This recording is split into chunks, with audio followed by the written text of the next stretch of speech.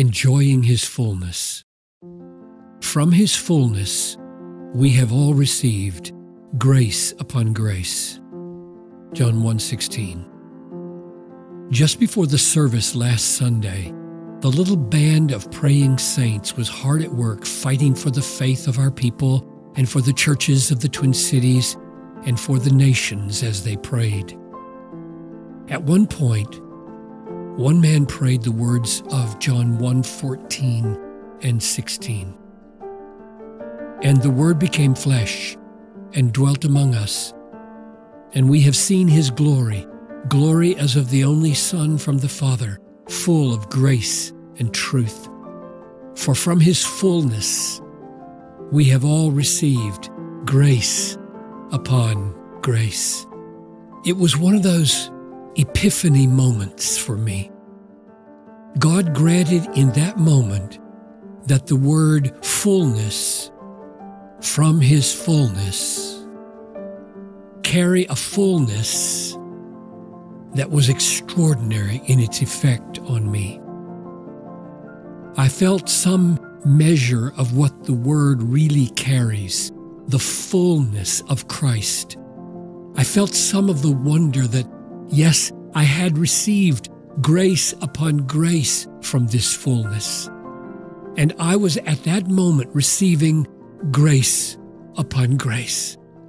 I felt right then that nothing would have been sweeter than to simply sit at His feet or read my Bible all afternoon and feel His fullness overflow.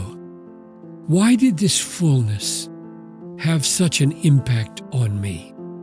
And why is it still, to this moment, affecting me unusually?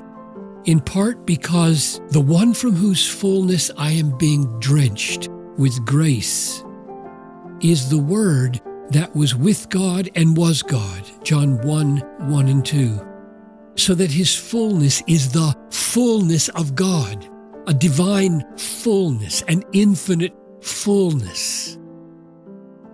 This Word became flesh, and so was one of us, and was pursuing us with His fullness. It is an accessible fullness. When this Word appeared in human form, His glory was seen. His is a glorious fullness. This Word was the only Son from the Father, John 1:14, so that the divine fullness was being mediated to me, not just from God, but through God. God did not send an angel, but His only Son to deliver His fullness. The fullness of the Son is a fullness of grace. I will not drown in this fullness, but be blessed in every way by this fullness. This fullness is not only a fullness of grace, but of truth. I am not being graced with truth-ignoring flattery. This grace is rooted in rock-solid reality.